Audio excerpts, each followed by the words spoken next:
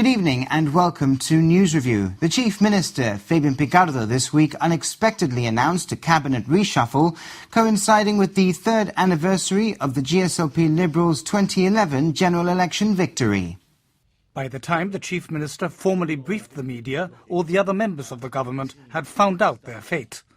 They arrived at number 6 this morning expecting a routine cabinet meeting, but instead were ushered in one by one to see Mr. Picardo and Dr. Garcia, who'd been working on the reshuffle for some weeks.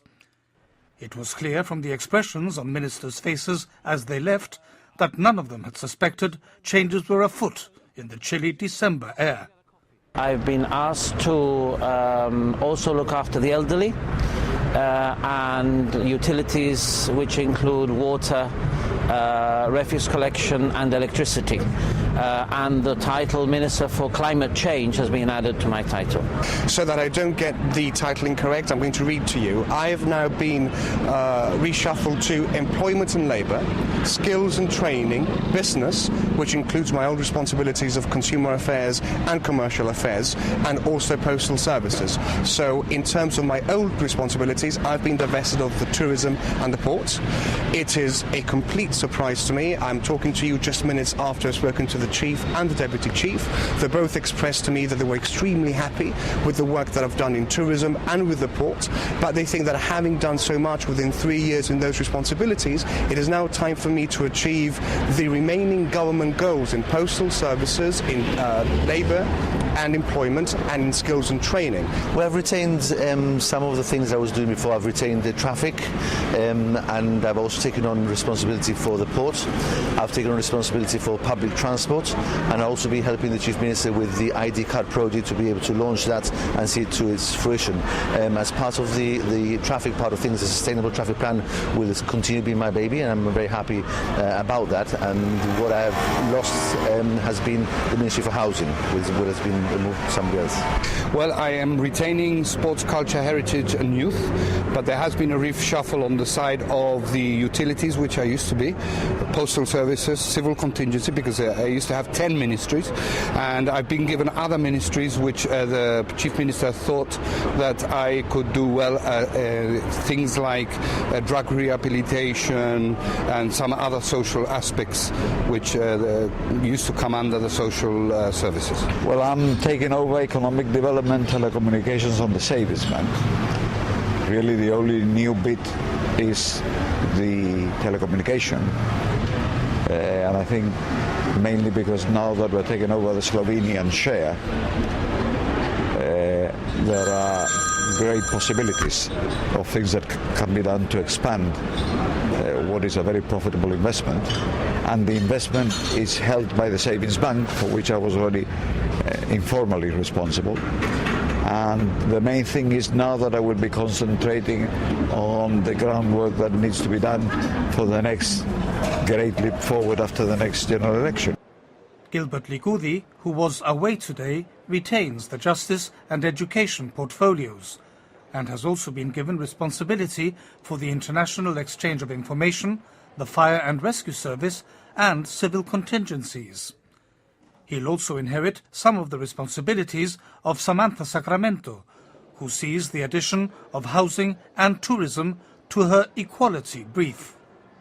I'm absolutely delighted to have been given these two ministries.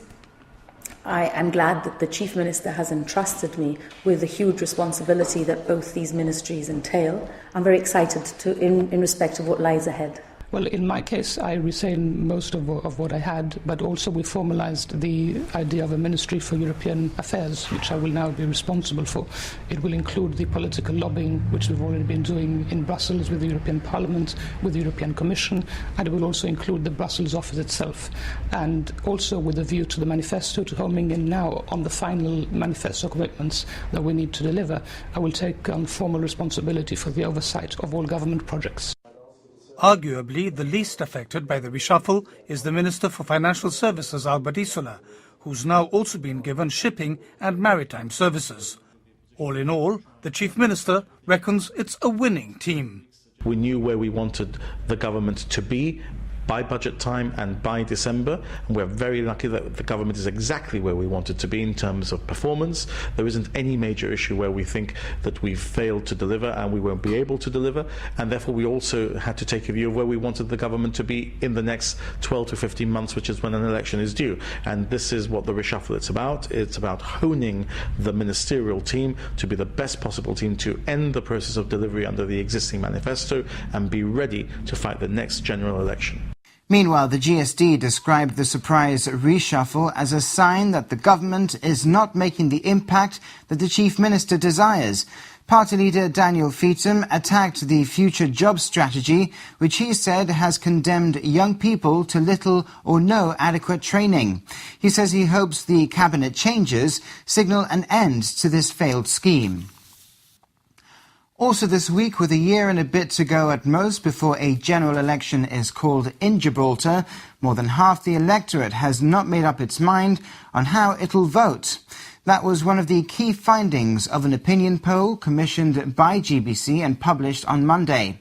Of those voters who have decided, more than twice as many said they would choose the alliance over the GSD. As the third anniversary of the government's mandate approached, GBC asked local marketing agency Colourworks to carry out a poll on voter intentions. Over 5 days last week, the company collected 650 questionnaires throughout Gibraltar, equivalent to 3% of the electorate. Participants were asked whom they would vote for if an election were held tomorrow. 33.5% said the GSLP Liberals, while only 13.5% said the GSD, a 20-point margin in favour of the incumbent government.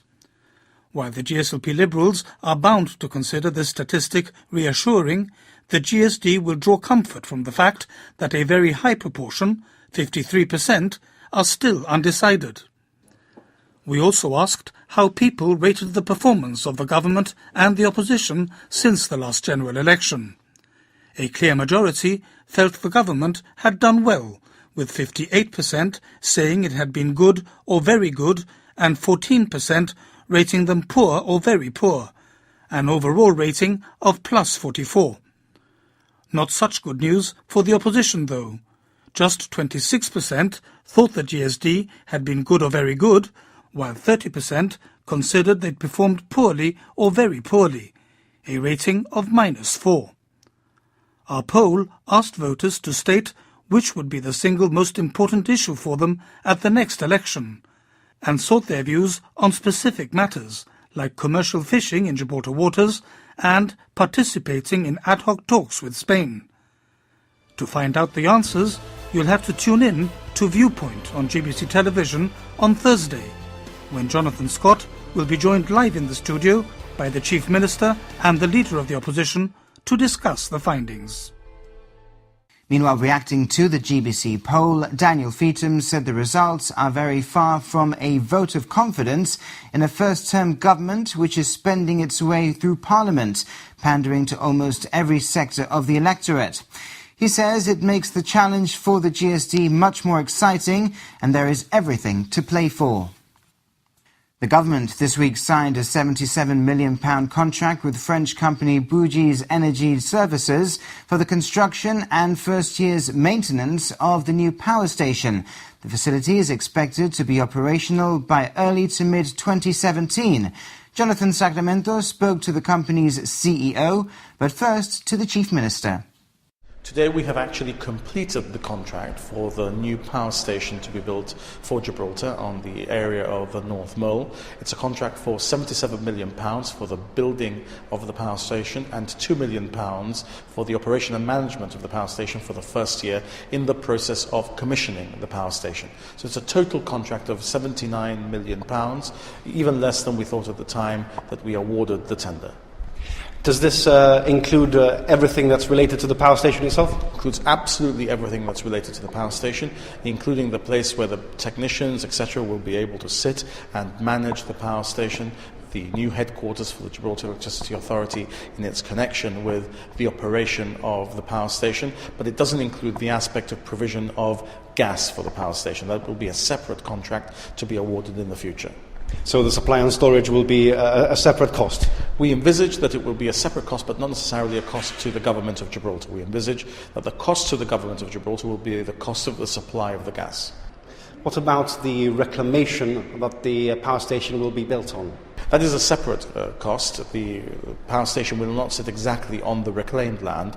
It will sit slightly to the east, but the reclamation will be a separate aspect in order to ensure that we have an element of protection for the power station, and that will be land that can be used for other commercial purposes and therefore will be paying for itself as a result. When do you estimate the project will be completed? Well, we have been anticipating that by the end of 2016 or early 2017 we should be in a position to see the power station commissioned. We are ambitious about trying to meet those dates. That means that Gibraltar is now approximately 24 odd months away from having its new power station in operation. It's a new power station using 6 different types of engines, and of course the key is the productivity of the engine. So we have been very selective in having a partnership with a company called MAN, which is one of the best in the world. So we will be working with them to deliver, of course, the most efficient power plant that we can build. Is a natural gas power station the right choice for Gibraltar? I think it's good to have a combined solution, and this is the case, and I do believe that in terms of efficiency financially, this is a very good solution. Also for the storage, we can use tanks outside in the water, so it's going to be also very efficient. So yes, it's the right choice. Your relationship with the government of Gibraltar goes back many years. In fact, your previous contract to build a power station was cancelled by this administration, so have there been any difficulties in the relationship since? I do believe that it's very important for us to be back today. Of course, we tendered the first one, and we were very happy to be successful. We were very disappointed afterwards, but we have a long discussion with the ministry, and we said we're going to be trying to be back. And now we are back, so we are very happy, and we are committed to the project. In other news this week, Nature Port Reception Facilities was convicted of 5 counts of breaching health and safety legislation in the lead-up to the 2011 North Mole fire, which resulted in the death of a worker. However, 2 charges made against the company were dismissed by the stipendiary magistrate Charles Beadle. The remaining 2 charges were partially accepted by the magistrate. Nature Port Reception Facilities operates a North Mole silage tank farm and has been facing 9 charges of breaches of health and safety legislation. This follows an investigation by the Gibraltar government's factories inspector John Moreno after the port explosion 3 years ago.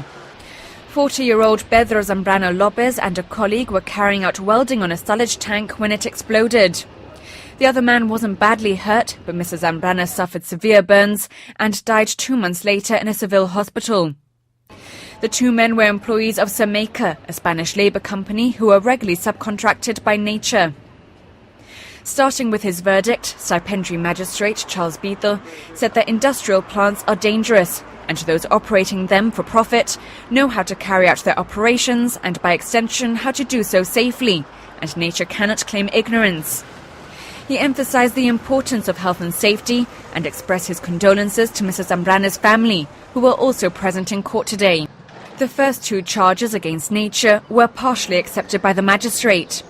He referred to all the plant's documents being sucked up in a giant vacuum cleaner after the incident and said there was no reason to doubt Nature's evidence that the content of the tanks was regularly and accurately monitored. In terms of generic risk assessments on the plant, the magistrate stated that he couldn't be satisfied that risks, in particular for non-operational procedures, were assessed as they should have been. 2 charges questioning hot work permits and equipment were dismissed completely. Mr. Beadle said the fault was a lack of precautions and not the inadequacy of Nature's equipment. The company was convicted of 5 charges in total. Mr. Beadle pointed out that there was no supervision of the work carried out by Sacramento's employees. He said the atmosphere was explosive at the time of the welding works and no steps were taken at all by Nature. The company will next be in court on Friday and they could be facing fines of over £40,000. And we'll be back with more of this week's news after this break.